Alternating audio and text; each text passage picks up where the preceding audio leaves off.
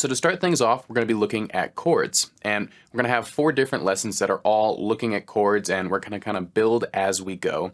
So we're going to start off with some of our fundamentals. So first we're just going to look at triads, and then we're also going to talk about seventh chords. And as I break down each one of these chords, I'm going to talk about the interval relationship and the formula that composes each one of these. So obviously this is something that hopefully you've encountered before, as this is an advanced theory course, but I'm still going to break down each individual one. And as we break it down, we're going to see how we can kind of retain these formulas, and as we play these more complex chords, we can see how just some of these fundamental building blocks are really all we'll need as we kind of get more complicated as we go on. So let's start with our triads. There are more or less 4 triads that we think about on the guitar and in music theory in general. That's our major triad, our minor triad, our augmented triad, and our diminished triad. And now our 2 most common ones of that are a major and minor triad. And then our diminished is maybe close behind. It's definitely not as common as those other 2. And then our augmented is kind of the ugly duckling of those 4 triads because it doesn't naturally occur within our diatonic system. Now, if you don't know what that means, we're going to talk about that as we go on, but just know our major and minor are really kind of our bread and butter. Our diminished is also, still kind of in the cut there. And then our augmented is kind of the ugly duckling, but still has some really incredible uses. So we're going to start out in C major, and we're actually going to do everything within the context of a C root note. So what I'm going to do is just show you these basic triads, which I'm sure you're familiar with. So we have our major triad, right? And now I'm just playing this as a simple bar chord shape with my first finger on the 3rd fret of the A string and my ring finger going from the 5th fret of D, G, and B, right? So the formula that goes into making a C major triad or any major triad is the root, the major 3rd, and the perfect 5th. And now for our purposes, I'm just going to use an abbreviated format where I'm just going to say it's the 1, the 3, and the 5.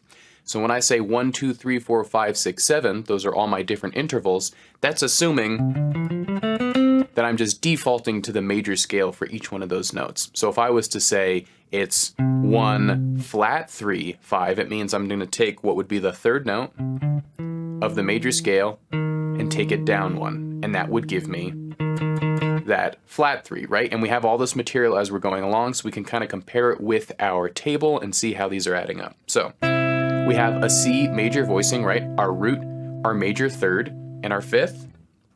And then we have our minor triad, and the only difference there is the fact that we're taking that 3rd and we're lowering it. So now we have our root, our 5th, and our minor 3rd, right? But obviously in kind of a more sequential order, that would be our root, our minor 3rd, and our 5th.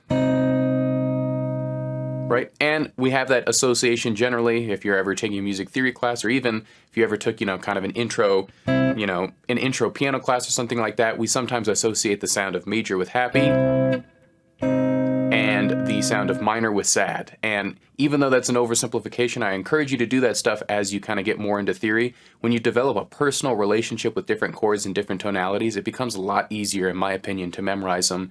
And it's almost like this ongoing little joke you have with each individual piece of theory so that you can better become suited to it and find your voice in it. So we have our major triad, we have our minor triad. Now let's talk about our diminished triad. And now for this, I'm going to do a little bit of an interesting voicing.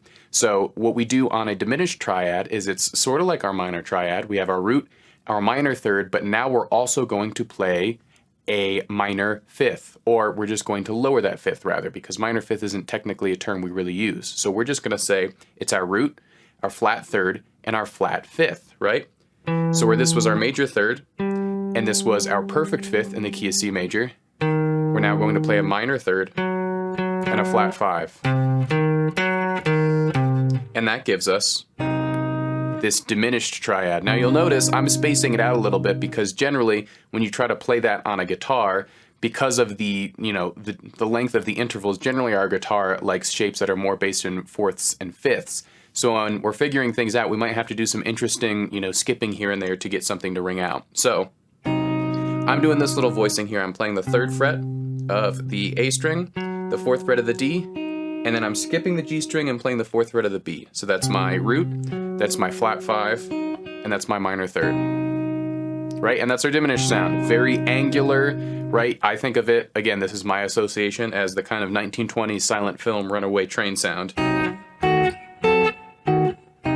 Right? It has that association of something chaotic is happening and it doesn't have the sound of resolution that we'd really have with those other two chords.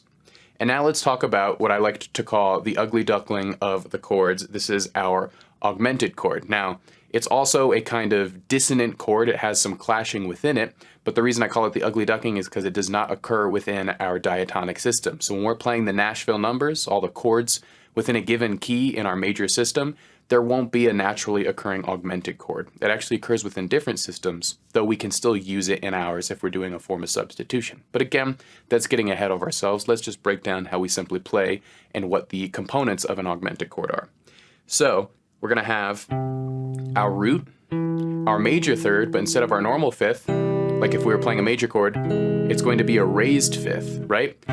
So now it's going to be a sharp 5. So it's a root, a major third, a sharp 5. And we see that in the formula, 1, 3, sharp 5. So that's the sound we have with that, right? And again, I always like to try to create associations with theory just to make it a little bit more personal and have it not just be numbers and kind of mathematical on a page. So this I kind of associate with that, you know, another kind of classic film example, that Twilight Zone-ish sound where it sounds like something kind of ominous and mysterious is happening, and it is connected to what we would famously call the dream sequence sound. So that's what I'm thinking of when I hear that augmented chord. It kind of shows this pause and refrain and something mysterious, but not quite the disjointedness that we hear with the diminished chord. And those are the 4 triads that we're going to base everything off of. So now that we've got the ground running with those, let's get a little bit more in depth and talk about 7th chords. So when we say 7th chords, essentially what we're doing when we're creating these is we have our 7 intervals, 1 through 7, right? And now we're just going to skip 1, right? So we have 1, 3, 5, and we can see that means we're skipping 2 and 4.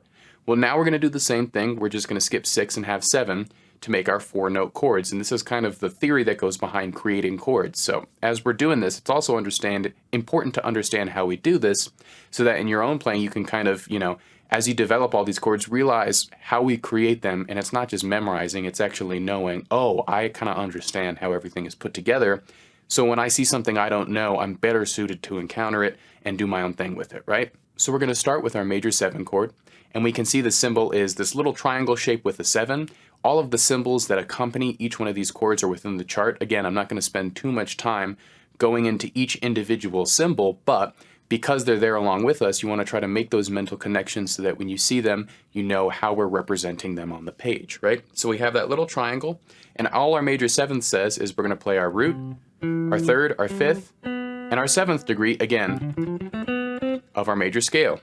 So that gives us this nice sound, right? This very kind of pensive, pretty sound with this tension that we have between the root note and the major 7th, but still when it's put into context it has this very beautiful sound. And that's a lot of harmony, is taking these little bits of tension but putting it in all of this resolution and this nice harmony to create something that just, you know, has a very complex sound that can communicate a certain emotion to a listener. So that's our major 7, and remember, it's based off of a major triad. So now let's talk about our minor 7, which will be based off of a minor triad.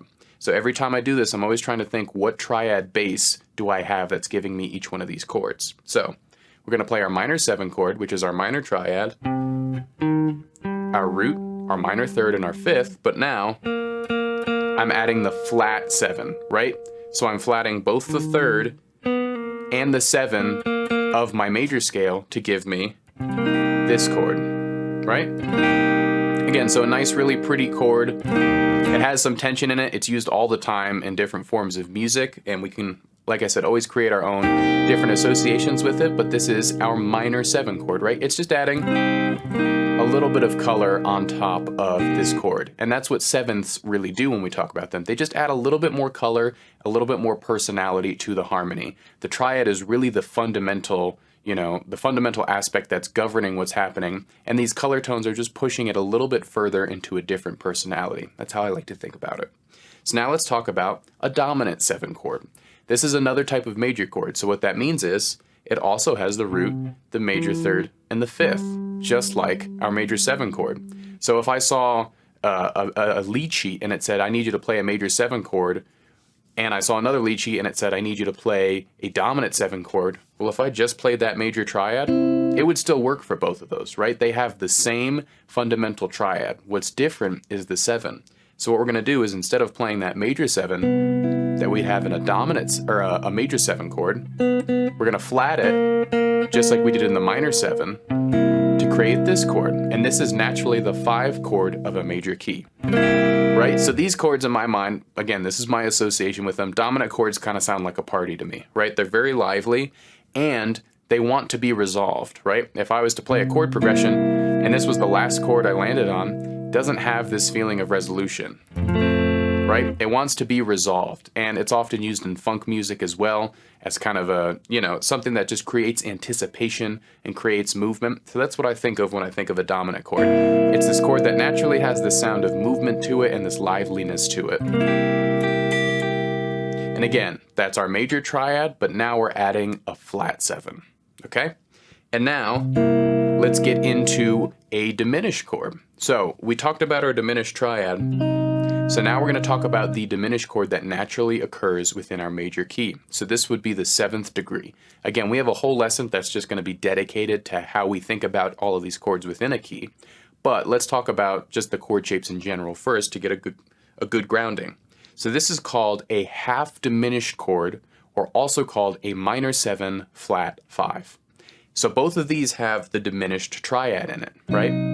The half diminished comes from the fact that we're adding this flat 7. So what that means is, normally when I play my diminished chord, I have the option of playing a flat 7 or a double flat 7. I'll talk about what that is in a second, but in this case, we're just gonna play that flat 7, right? And I can play that chord like this, or like this, right? So it still has that diminished quality to it, but in my opinion, that flat 7 just kind of grounds it a tiny bit more, right?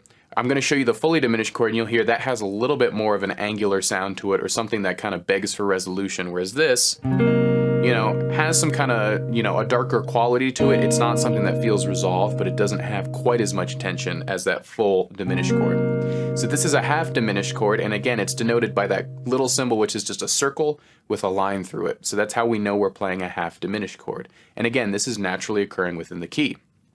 So now we're going to move on to some of these other 7th chords, which are a little bit more peculiar, but still have a lot of cool aspects to them.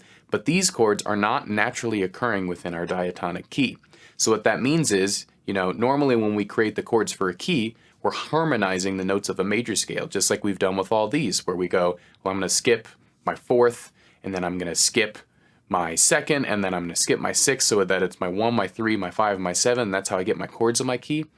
We're not going to be doing that in this instance because these chords don't naturally occur within our major system. These all work as substitutions that are taken from different systems, or just introducing some sort of chromaticism. So they're still often used, and I'll kind of talk about the personality of each, but it's important to know we basically covered all the bread and butter of what we'll really see and fundamentally need for most music. And these are kind of the fun ones that, again, I think they're beautiful and I use them all the time, but they don't usually naturally occur within our system.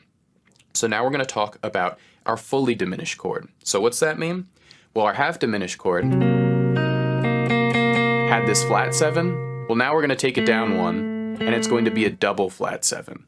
And now this term really frustrates people. I was frustrated by it at first. I understand why it's used, but a double flat 7 actually just means our major 6. Right? So a fundamental understanding of intervals is very, very important for this, and I always recommend, if it's still something that you're unclear of, just having a little chart of those intervals next to you so you can just always reference them and they become more and more a part of your lingo, because everything I talk about is basically based in intervals, and it's the language of music theory. So when I say a double flat 7, what that means is this was my normal major 7, right? It was the 7th degree of my major scale. A flat 7 would just be 1/2 step down. A double flat 7 is 2 down, and that would give me this chord, right? You can hear it's just a little bit more angular than this chord, but it's really, really pretty and has all of its own applications where it just kind of wants to be resolved in a bunch of different directions. And again, that double flat 7, we use that term because this functions like all of our other 7th chords. So even though it's technically, not really a 7th, in our mind, we want to use some sort of lingo that lets us know, hey, this is a seventh chord. It functions this the same. It just happens to have an interval that is, much lower than the normal seventh we'd have in a given chord. So that's why we use the double flat 7, just to denote that this is in fact a seventh chord, even though we're, technically playing a major 6, and we can think about it that way if it better suits our hands. So that's our diminished 7 chord. Now we're going to talk about a major 7 sharp 5. Again, getting into some weirder stuff. This is essentially saying, let me take that major 7 chord, but let me have an augmented triad as the bass. And again, we're getting a little bit more peculiar here, so if you were just kind of sticking to those earlier forms of chords, it's completely okay. I just wanted to be complete with these 7th chords so we could get a good feel of all of them. So this was our major 7 chord, but what we're going to do now is I'm going to take this G and I'm going to raise it, right? So now I have an augmented triad. So this is my root, my major 3rd, my sharp 5, and then I'm going to add this major 7. I think this is just a gorgeous chord, and you can hear it all the time in, well, jazz standards, a lot of music like that. And again, I'm a lot of times connecting to film scores because they use all sorts of chords. This to me is a very kind of interstellar, planetary, going to new ground sound. So that's a lot of times my association when I try to remember it. All right, now we're going to talk about a minor major 7th. Again, getting into some of the nitty gritty of these. So what a minor major 7th says is, let me take my minor triad, my root, my minor 3rd, my 5th, and let me add this major 7 interval and get this sound. Right? So what I'm doing here is just introducing a little bit of that major harmony into the minor harmony.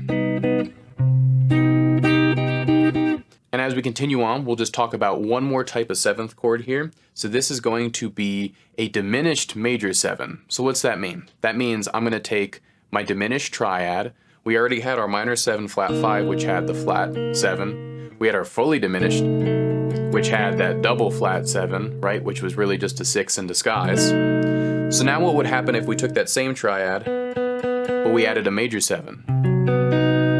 We get this very kind of peculiar angular sound. Again, these are really some of the odder chords, but when put in context, they have a great sound.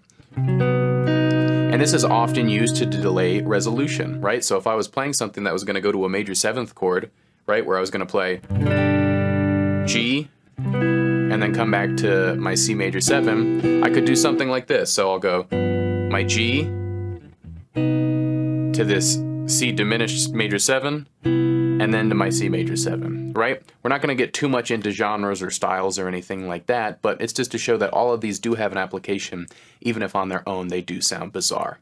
Now, as I said, there were a lot of chords jam-packed in this, and we're only going to introduce more, but what's really important is that you just understand how these fundamental triads work and how the major 7, the minor 7, the dominant 7, and the minor 7 flat 5 work, right? Those are really the ones that I think you should focus on if you're not fully comfortable with them, because they're what we base our system off of. And when you fundamentally understand those and the thinking behind them, it becomes easier to understand these chords. You might think as we go on, oh, he has a lot of chords memorized. And while I have played a lot of these in context, what I really understand is the methodology behind each one. And because I understand how chords are made, it's not so much of me just kind of going to this internal book I have in my mind where I'm sorting through and finding different voicings. I'm really just kind of thinking on the fly and using my methodology to create things as I go along. So that's what we're striving for as we go through each of these chords.